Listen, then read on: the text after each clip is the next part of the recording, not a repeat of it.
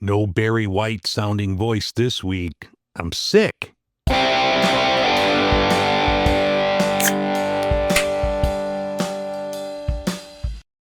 This is Beer in Front, part of the Beer Media Group. Every week I'll talk to people in and around the beer world and get their stories all about beer. That's Beer in Front, and it's coming up now. Welcome to episode 265 of Beer in Front. I'm your host, Dave Zalatoris, and Beer in Front is a charter member of the Beer Media Group. My apologies for not getting a show out last week. It was chaos around here, just absolute chaos. My elbow's still jacked up, running back and forth to therapy and doctors for that. I had an episode lined up with Trent Modulin from Illinois Brewing Magazine, and it's all me. Somehow, the recording software that I use for remote interviews, I switched from Zoom to another one. The file was corrupted, so I'm trying to reschedule with Trent so we can get that out soon. Good, we talked for 45 minutes. That was a great interview. Yeah, I got nothing out of it, so I'm working on getting Trent back. And if I sound a little off, I just came down with a summer cold. So I don't sound great. My throat hurts. And the one part I hate the most about editing when I'm doing the audio software is my breathing sound. So I do my best to get rid of those. And I'm sure there's going to be a lot of them this week. So my apologies for that. Some exciting news that happened this week. Rod J. from Rod J. Beer Ventures and we've joined forces for the Midwest Beer Show. This is going to stream live every other Friday night over on both of our YouTube channels, so you could check it out on my YouTube feed or Rod J's. The first episode was Friday, the 25th, so if you didn't catch it, definitely, you could watch the replay of that. We talked for a couple hours just about news in the Midwest here, some national news, and we also shared a beer. We had the collaboration between Moors and Revolution, the Moorvolution beer that they're going to have over at Barrel and Flow. So we had that together on the show. So yeah, we're going to do this every other Friday night, probably about 8:45 p.m. Central Time. I get home around 8:30. It'll give me time just to get rid of my work uniform, throw on a black t-shirt, and start the show. So definitely keep an eye out on that. I'll put notifications on social media when the next one is. But yeah, we're planning on right now every couple weeks. So definitely stay tuned for that. Since I didn't do a show last week, I didn't tell you all about the Revolution Deepwood series that came out. What a phenomenal lineup. The 15-year beer, the Thunder Taker, the Strawberry Jacket, absolutely phenomenal. I'm going to have Thunder Taker on the show a little bit later on, talk about that great beer, as well as one from Phase 3, their Lake Trip American Pale Ale. But let's get back to Revolution. Man, that Deepwood series is absolutely phenomenal. Now, they also have a 15-year beer, a special can of that, aged in a different wood. So I'm going to do that on a video. I think I'm saving that for get together with some buddies of mine, and we could split that and, maybe have one of the others, together. But man, everything from that Deepwood series has been absolutely phenomenal. All right, I got to blow my nose and take a cough drop. So I'll be back in a second with all the beer news of the week.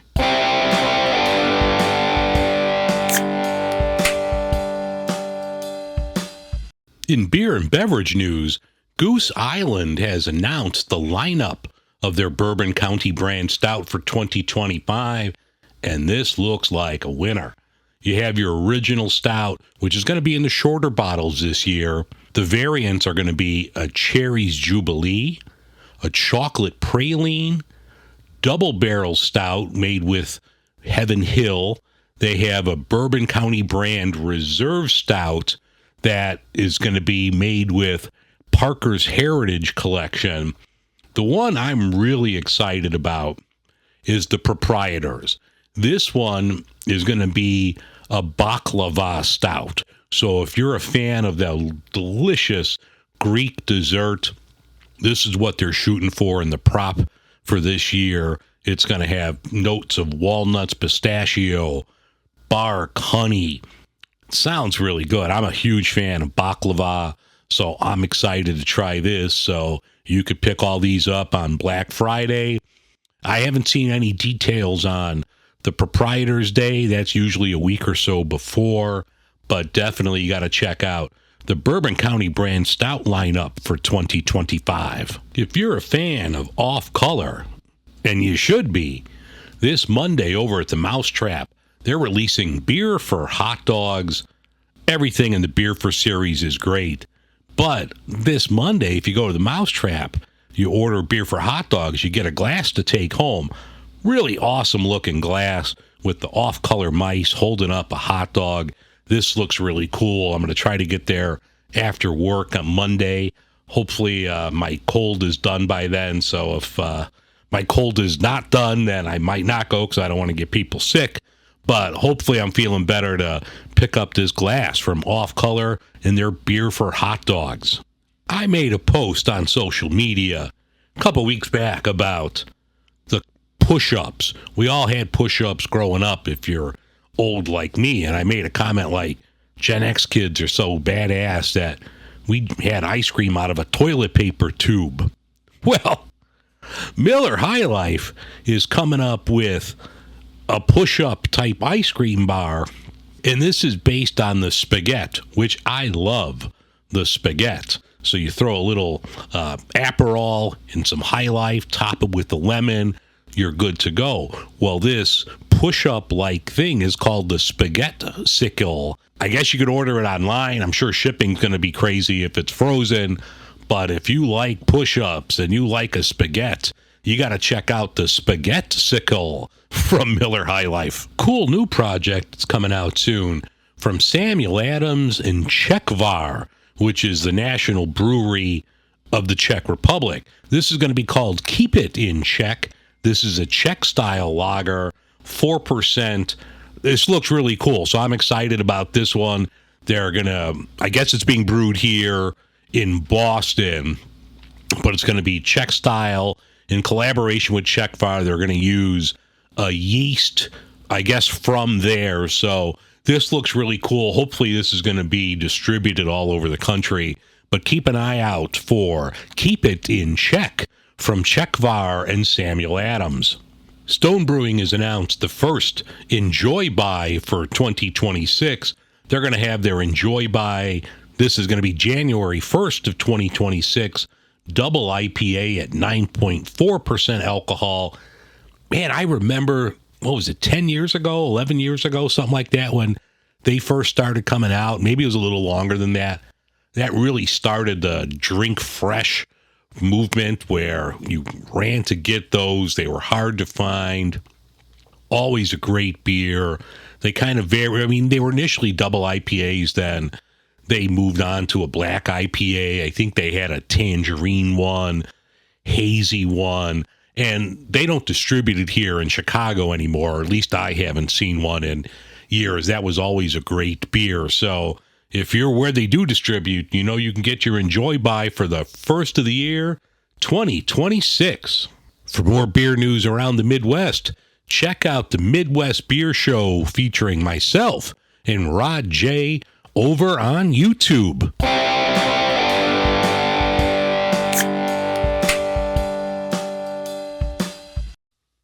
All right, the beer that's in front of me is part of the 2025 Deepwood series from Revolution. This is Thundertaker. Now, this was done in collaboration with Binny's Beverage Depot here. Thundertaker is an imperial rye stout aged in bourbon barrels. According to the can, it's a storm of chocolatey malt and spice notes. Well, who am I to argue with that? That sounds fantastic. Let's bust open the Thundertaker.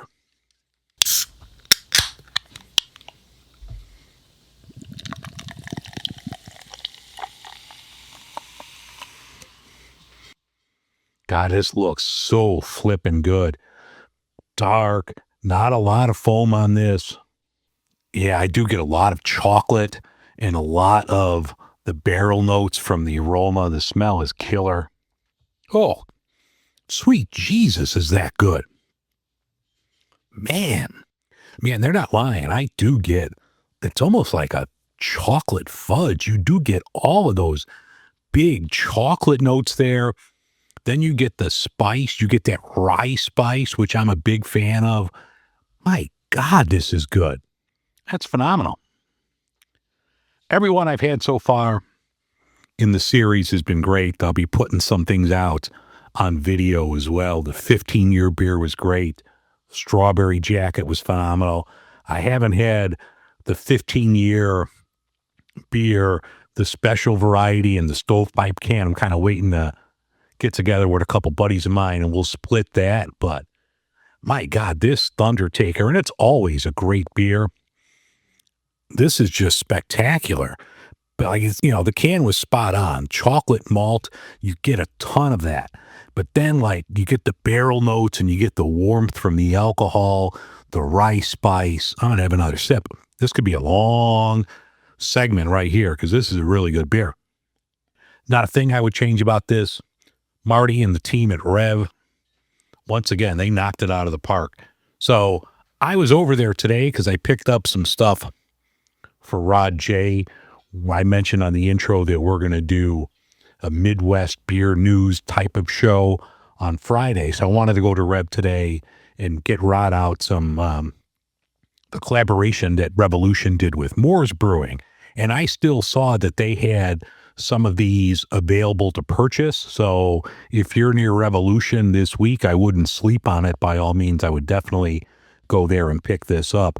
Everything I've had from the Deepwood series has been absolutely phenomenal, worth the money. If you see it, put it in the cart. It's that flippin' good.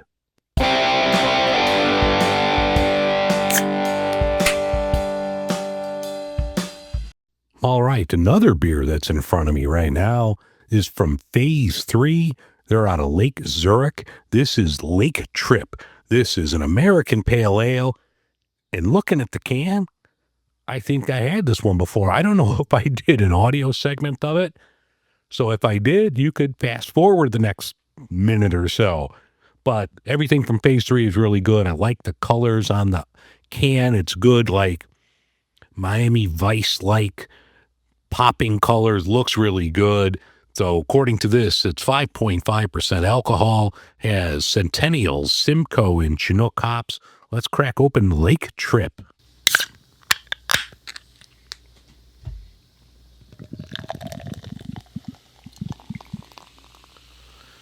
Lake Trip is a really nice light color, little on the hazy side. Good foam, good couple, 3 fingers of foam here. Smells decent, and I've got this, I mentioned on the intro, I've got this summer cold right now, so I don't want to say anything about the aroma because it's probably me, but I do get a little something there, so that's cool. Let's taste it. I like that a lot. Good flavors, good hop flavors there. I get some malt out of this. I think it tastes really, really good. Nice little bitterness there. No, this is rock solid for an American Pale Ale. I like it. The bitterness is hitting me there. I don't know what the IBUs are on this, but I'm digging this right now. So no, this Lake Trip American Pale Ale from Phase 3, really good. If you see it, you know what to do. Put it in the cart. They have a brewery and tap room in Lake Zurich and a tap room and kitchen over in Elmhurst. So definitely head over to Phase 3 and grab you some Lake Trip.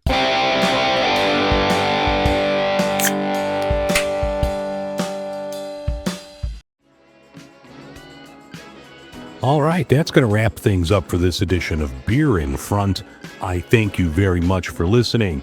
If you haven't done so already, check out the YouTube channel and watch the Midwest Beer Show. You can catch a replay of that over on YouTube. Have a great week, everyone. I'll talk to you next week. And remember, sometimes the beer in front of you is the best one yet.